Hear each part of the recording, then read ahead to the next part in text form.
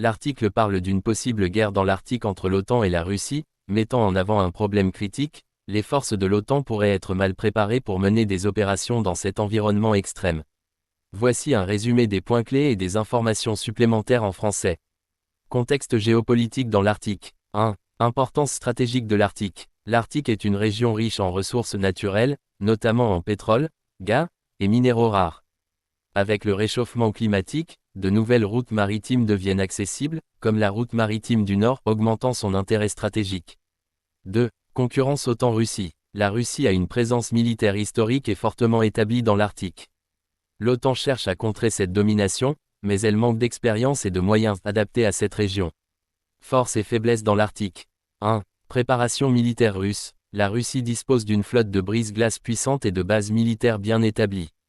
Ses forces armées sont entraînées pour des conditions extrêmes, avec des équipements spécifiques, vêtements, véhicules, et armes adaptées au froid. 2. Limite de l'OTAN. Manque d'entraînement de nombreuses troupes dans les environnements polaires. Équipement insuffisant pour survivre dans des conditions arctiques, comme les températures glaciales, les tempêtes de neige, et les longues nuits polaires. Difficultés logistiques pour approvisionner les bases éloignées. Défis spécifiques dans une guerre en Arctique. 1. Environnement extrême. Température pouvant descendre à moins 50 degrés Celsius, rendant difficile l'utilisation de certains équipements et armes. Mobilité limitée sur des terrains gelés ou enneigés, nécessitant des véhicules spécialisés. 2. Survie des troupes. Besoin d'un entraînement spécifique pour gérer des conditions extrêmes, comme éviter les engelures ou construire des abris d'urgence. Problèmes de santé comme l'hypothermie, la désorientation dans l'obscurité totale, et le manque de nourriture. 3. Guerre technologique. Les systèmes électroniques, radars, communications, peuvent être perturbés par les conditions climatiques. Les drones et les satellites doivent être adaptés pour fonctionner dans le froid extrême.